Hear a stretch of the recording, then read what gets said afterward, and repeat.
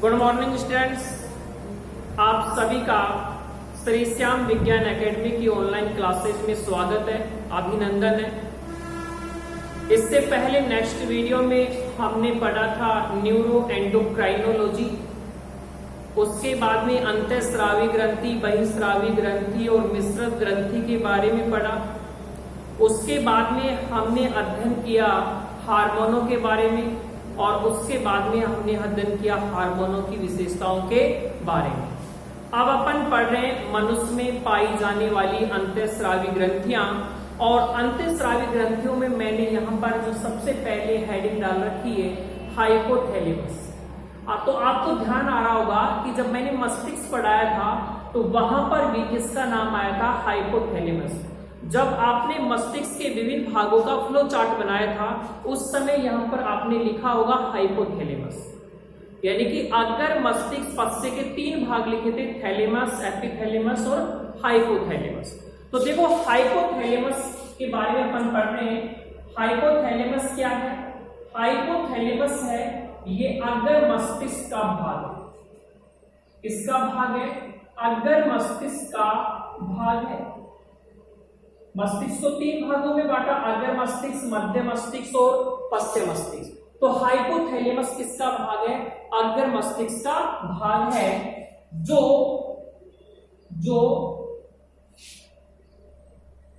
अग्र मस्तिष्क पश्च की गुहा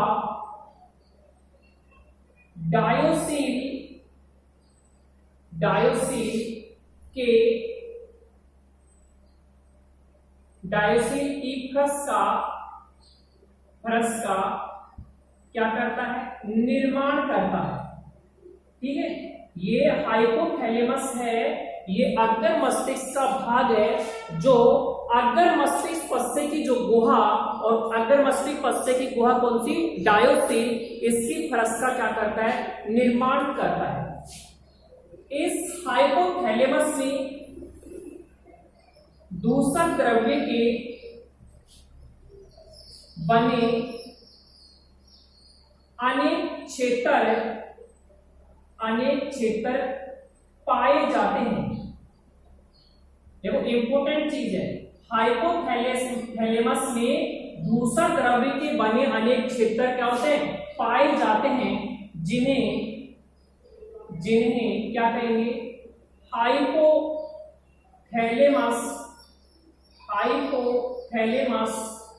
केंद्रक कहते हैं। भाई आपसे पूछा जाए कि हाइपोथैलेमस केंद्रक क्या है, तो आपको बताना है कि जो हाइपोथैलेमस है इसमें दूषक द्रव्य के अनेक क्या पाए जाते हैं? क्षेत्र पाए जाते हैं, और उन दूषक द्रव्य के बने क्षेत्र क्या कहलाते हैं?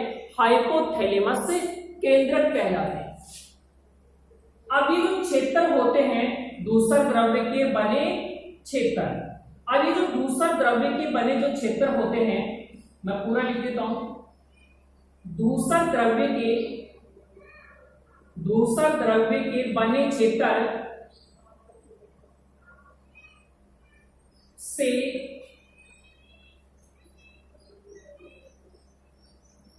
हार्मोन निकलकर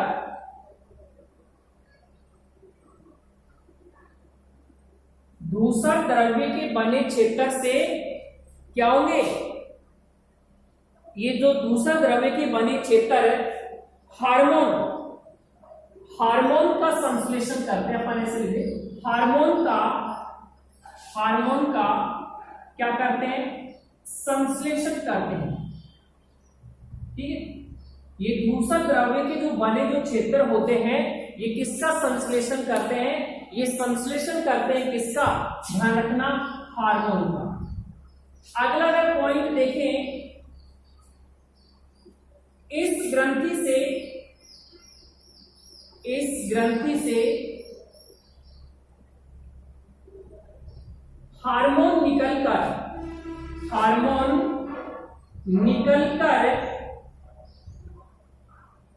कौन सी ग्रंथि?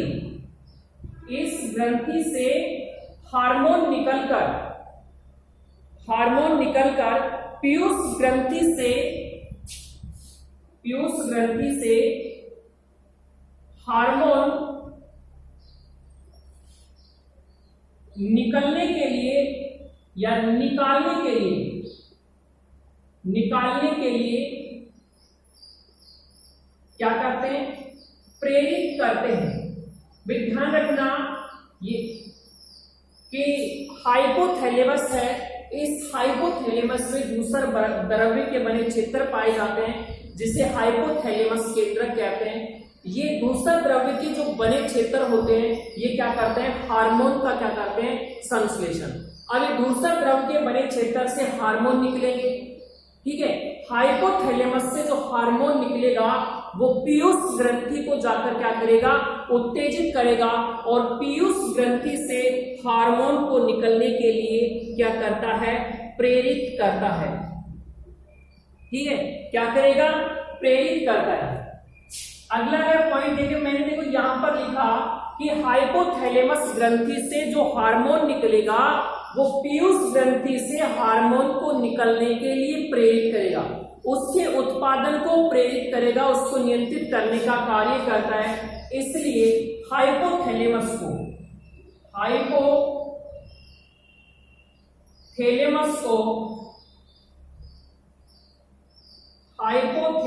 को अंतःस्रावी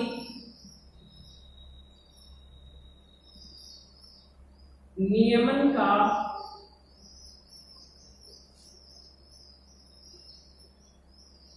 सर्वोच्च कमांडर। इसलिए हाइपोथैलेमस को अपन क्या कहेंगे, अंतःस्रावी नियमन का सर्वोच्च कमांडर या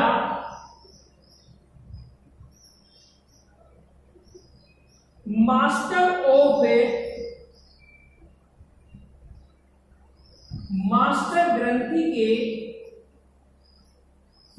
के नाम से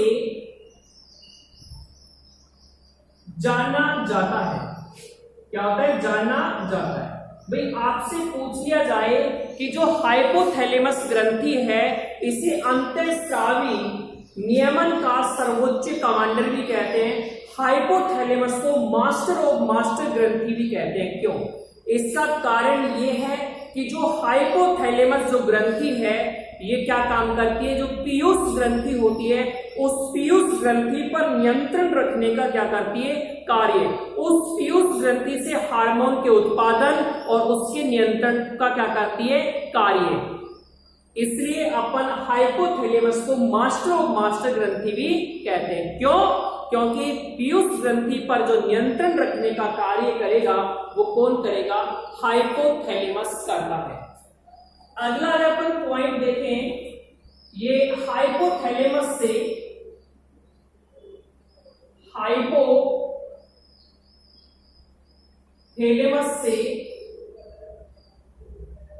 दो हार्मोन स्रावित होते हैं।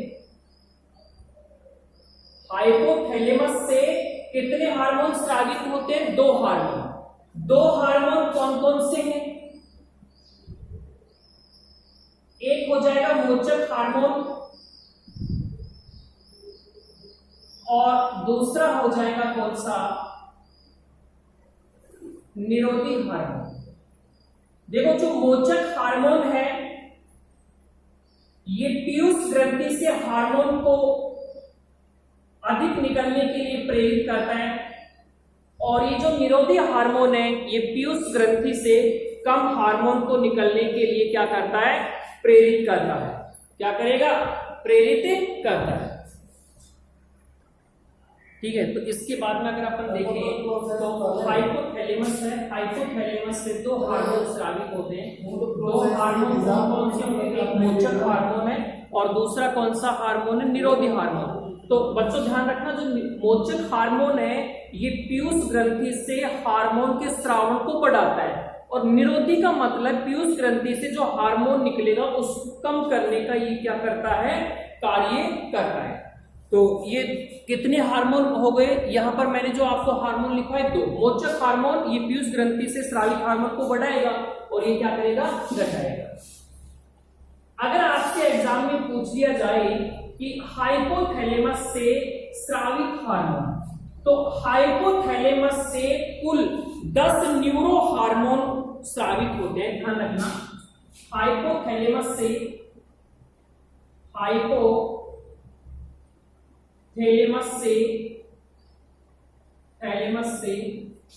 10 न्यूरो हार्मोन स्रावित होते हैं। कितने हार्मोन स्रावित होते हैं, ध्यान रखना, 10। अब देखो 10 में से जो 7 होंगे वो 7 कैसे होंगे, वो होंगे मोचक हार्मोन। 7 मोचक हार्मोन होंगे और 3 कैसे हार्मोन होंगे, 3 होंगे निरोधी हार्मोन। निरोधी हार्मोन भाई अगर आपसे पूछा जाए कि हाइपोथैलेमस से कितने प्रकार के हार्मोन स्रावित होते हैं, तो टोटल 10 न्यूरो हार्मोन स्रावित होते हैं, जिनमें से 7 कैसे होंगे, 7 मोचक हार्मोन होंगे और 3 कैसे होंगे, निरोधी हार्मोन होंगे। अब कौन कौन से अगर इनके नाम देखें अपन, नंबर 1 सबसे पहले ब्रैडी हार्मोन, मोचक हार्मोन, ठीक है, एक हार्मोन ये हो गया। नंबर 2 ब्रैडी हार्मोन, निरोधी हार्मोन, 2 गए। नंबर 3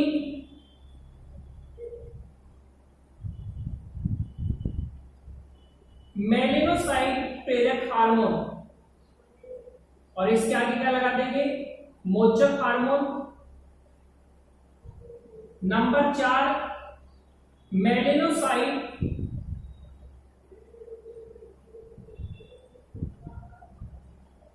निरोधी हार्मोन।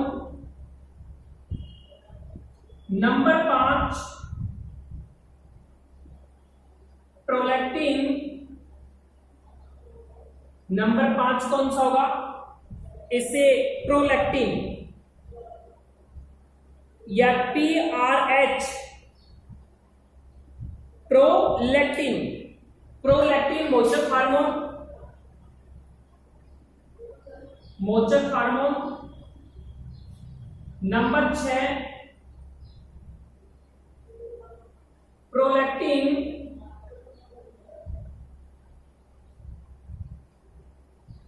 निरोधी हार्मोन। नंबर 7 एडिनोकार्टिक ट्रोपिक मोचक हार्मोन। नंबर 8 ल्यूटिलाइजिंग मोचक हार्मोन। नंबर 9 फॉलिकल प्रेरक मोचक हार्मोन। और नंबर 10 से अगर नंबर 10 की बात करें तो नंबर 10वां कौन सा हो जाएगा, 10 नंबर का हो जाएगा थायरोट्रोपिन, थायरोट्रोपिन मोचक हार्मोन। थायरोट्रोपिन मोचक हार्मोन, ठीक है। अब देखो मैंने यहां पर आपको बताया कि इसमें से 3 निरोधी हार्मोन होंगे, एक निरोधी हार्मोन ये रहा, दूसरा ये रहा, 2 और 1 3, यानी कि हाइपोथैलेमस के द्वारा केवल 10 प्रकार के न्यूरो हार्मोन स्रावित होते हैं। 10 में से 4 मोचक हार्मोन होंगे जो पीयूष ग्रंथि से हार्मोन को अधिक मात्रा में निकलने के लिए प्रेरित करेंगे, और 3 हार्मोन ऐसे होंगे जो पीयूष ग्रंथि से हार्मोन को कम निकलने के लिए क्या करेंगे, प्रेरित। देखो ब्रैडी हार्मोन मोचक, ब्रैडी हार्मोन निरोधी, मेलेनोसाइट प्रेरक मोचक, मेलेनोसाइट प्रेरक निरोधी हार्मोन, प्रोलैक्टिन मोचक हार्मोन, प्रोलैक्टिन निरोधी हार्मोन, एडिनोकार्टिक ट्रोपिक मोचक हार्मोन, ल्यूटिलाइजिंग मोचक हार्मोन, फॉलिकल प्रेरक मोचक हार्मोन और थायरोट्रोपिन मोचक हार्मोन। इस तरह ये कितने हार्मोन हो गए, 10 हार्मोन क्या हो गए, स्रावित हो गए। उसके बाद में अपना जो अगला आता है वो पीयूष ग्रंथि आता है। पीयूष ग्रंथि को अपन प्यूपिट्री ग्रंथि के नाम से भी जाना जाता है। पीयूष ग्रंथि को किसके नाम से जाना जाता है, प्यूपिट्री ग्रंथि के नाम से भी क्या होता है, जाना जाता है। अगर यहां पर अपन बात करें जो पीयूष ग्रंथि होती है, तो पीयूष ग्रंथि हाइपोथैलेमस से के आधार तल से जुड़ी होती है। यानी कि जो पीयूष ग्रंथि है वो किससे जुड़ी होगी, वो जुड़ी होती है हाइपोथैलेमस के आधार तल से, क्या होती है, जुड़ी होती है। पीयूष ग्रंथि की यदि अपन आकृति देखें तो पीयूष ग्रंथि की जो आकृति होती है वो होती है मटर के दाने के समान। दाने के क्या होती है, समान होती है। अगर पीयूष ग्रंथि का आप रंग देखेंगे तो पीयूष ग्रंथि का जो रंग होता है वो कैसा होता है, गुलाबी होता है। अगर आपसे पूछा जाए पीयूष ग्रंथि का जो वजन होगा वो कितना होगा, 0.5 ग्राम होगा। ठीक है, पीयूष ग्रंथि को पिट्यूटरी ग्रंथि के नाम से भी जाना जाता है। पीयूष ग्रंथि किसके तल से जुड़ी होती है, तो ध्यान रखना पीयूष ग्रंथि होती है हाइपोथैलेमस के आधार तल से क्या होती है, जुड़ी हुई होती है। पीयूष ग्रंथि की यदि अपन आकृति देखेंगे तो पीयूष ग्रंथि की जो आकृति है वो मटर के दाने के क्या होगी, समान। पीयूष ग्रंथि के रंग की बात करें तो गुलाबी होगा, और यदि पीयूष ग्रंथि का वजन देखें तो पीयूष ग्रंथि का वजन कितना होगा, 0.5 ग्राम। ये जो पीयूष ग्रंथि होती है इसे हाइपोफाइसिस के नाम से भी जाना जाता है। पीयूष ग्रंथि स्त्रियों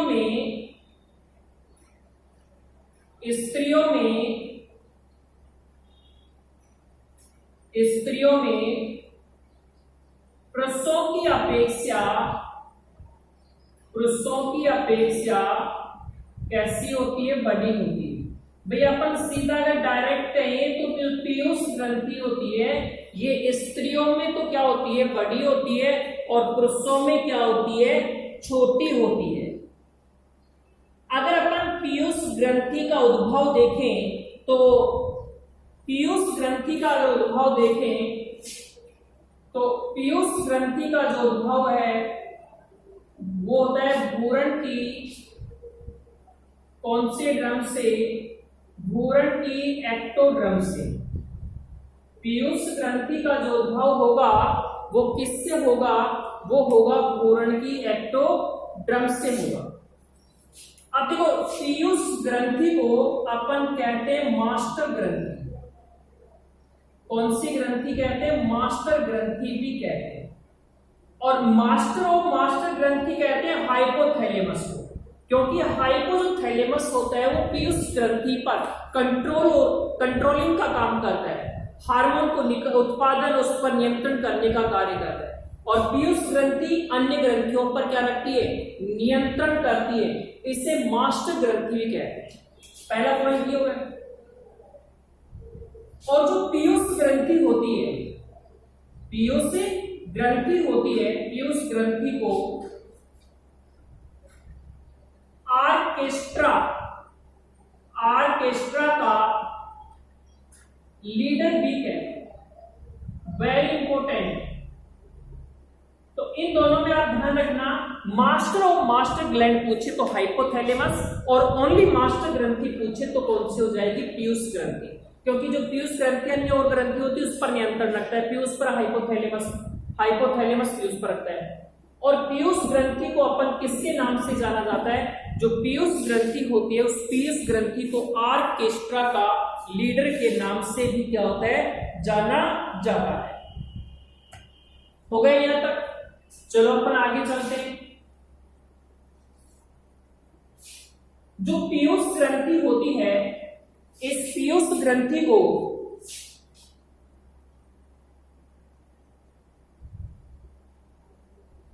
पीयूष ग्रंथि को संरचना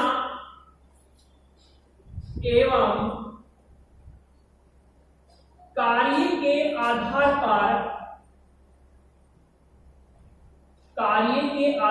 पर दो पालियों में बांटा गया है। कितनी पालियों में? 2 पाली। देखो यहां पर 2 पाली कौन कौन सी है पीयूष ग्रंथि में, यहां पर लिखता हूं, फ्लो चार्ट बना देता हूं। पीयूष ग्रंथि हो गई, एक हो जाएगा एडिनोहाइपोफाइसिस।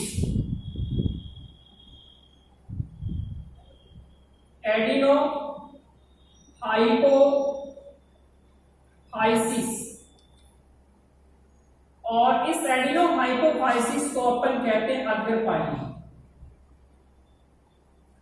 इसका अगर अपन दूसरा प्रकार देखें तो दूसरा हो जाएगा न्यूरोहाइपोफाइसिस,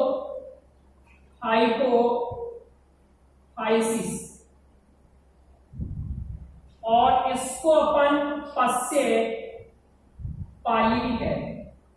ठीक है, यानी कि यहां पर आपने पीयूष ग्रंथि को संरचना और कार्य की दृष्टि से कितने भागों में बांटा? आपने 2 भागों में बांटा, एक एडिनोहाइपोफाइसिस और दूसरा कौन सा? न्यूरोहाइपोफाइसिस, यानी अग्र पाली और पश्य पाली। उसके बाद में अग्र पाली को भी आपने 3 भागों में बांटा। 3 भाग कौन कौन से हैं? नंबर 1 पारस डिस्टेलिस, नंबर 2 पारस ट्यूबरेलिसिस, और तीसरा जो पॉइंट हो जाएगा वो हो जाएगा पारस से इंटरमीडिया। ठीक है, यानी कि अगर पाली को आपने 3 भागों में बांटा, पारस डिस्टेलिस, ट्यूबरेलिसिस और पारस इंटरमीडिया। अगर अपन बात करें किसकी? पश्य पाली की, तो पश्य पाली को भी कितने में भागों में बांटा? 2 भागों में। एक तो पारस नर्वोसा,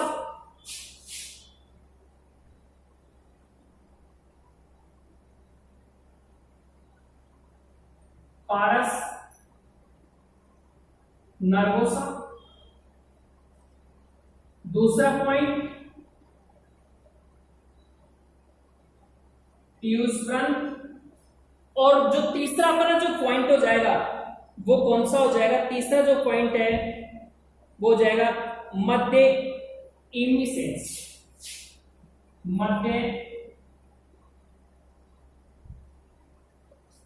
तीसरा जो पॉइंट हो जाएगा वो हमारा होगा मध्य इमिनेंस।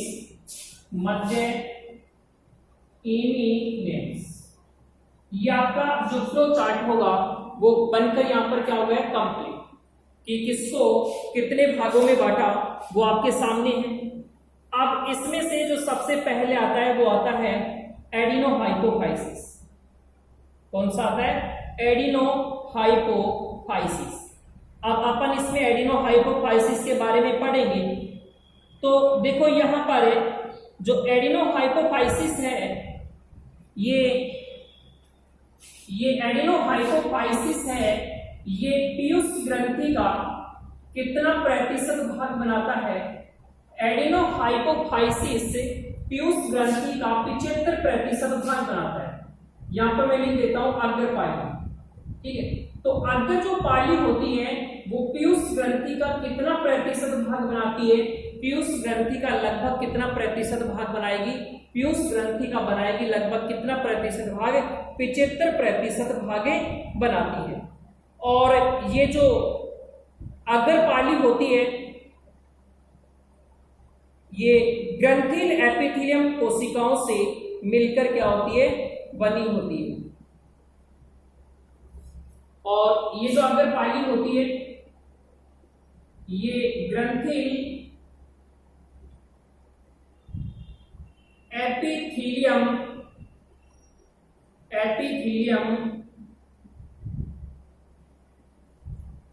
कोशिकाओं से मिलकर बनी होती है। ठीक है, देखो एडिनोहाइपोफाइसिस अग्रपाली ये पीयूष ग्रंथि का 75% भाग बनाएगा और न्यूरोहाइपोफाइसिस कितना प्रतिशत भाग बनाएगा? 25%। ये जो अग्रपाली होती है ये किससे मिलकर बनी होती है? ये ग्रंथिल एपिथेलियम कोशिकाओं से क्या होती है? मिलकर बनी होती है। और इसकी जो उत्पत्ति होती है वो किससे होती है? इसकी जो उत्पत्ति, अगर इसकी उत्पत्ति देखें तो इसकी जो उत्पत्ति है वो भूरण की ग्रसनीय क्षेत्र की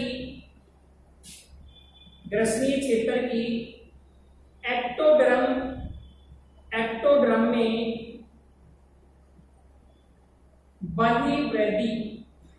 बहिर्वृद्धि से होती है। भाई आप ये ध्यान रख लेना कि जो अग्रपाली होती है पीयूष ग्रंथि का 75% क्या बनाती है? भाग बनाती है और ग्रंथिल एपिथेलियम कोशिकाओं से मिलकर बनी होती है। अगर आपसे पूछा जाए कि अग्रपालिका की उत्पत्ति किससे हुई तो आपको बताना है ग्रसनीय क्षेत्र की एक्टोड्रम की बहिर्वृद्धि से होती है। अब इसके 3 भाग हैं और 3 भाग कौन कौन से वो आपके सामने लिख रखे हैं। सबसे पहले आता है पारस डिस्टेलिस। कौन सा आता है? पारस डिस्टेलिस। ठीक है, अब देखो पारस डिस्टेलिस से ये जो पारस डिस्टेलिस होगा ये अग्रपाली का सबसे बड़ा भाग है, यानी कि अपन लिख सकते हैं सबसे बड़ा क्या है? भाग है। और इसके द्वारा कितने हार्मोन स्रावित होते हैं? पारस डिस्टेलिस के द्वारा कितने हार्मोन स्रावित होंगे? 6 हार्मोन स्रावित होंगे। अब 6 हार्मोन कौन कौन से हैं? जैसे वृद्धि हार्मोन है, गोनेडोट्रोपिक हार्मोन है, एडिनोकार्टिक हार्मोन है, थायराइड प्रेरक हार्मोन है। ठीक है, वृद्धि हार्मोन हो गया, गोनेडोट्रोपिक हार्मोन हो गया और उसके बाद में लैक्टोट्रोपिक हार्मोन है और एक हो जाएगा MSH यानी कि मेलिनोसाइट प्रेरक हार्मोन। ठीक है, तो यहां पर जो पारस डिस्टेलिस होता है यह अग्रपाली का सबसे बड़ा भाग है। 6 हार्मोन स्रावित होते हैं। 6 हार्मोन आपके सामने लिखे हुए हैं। कौन कौन से? वृद्धि hormone, gonadotropic hormone, adrenocortical hormone, thyroid प्रेरक हार्मोन, लैक्टोट्रोपिक हार्मोन और छठा कौन सा हो गया? मेलेनोसाइट प्रेरक हार्मोन। उसके बाद में आता है पारस ट्यूबुलेसिस। पारस ट्यूबुलेसिस ये इनफेंडिबुलम को चारों तरफ से घेरे हुए रहता है।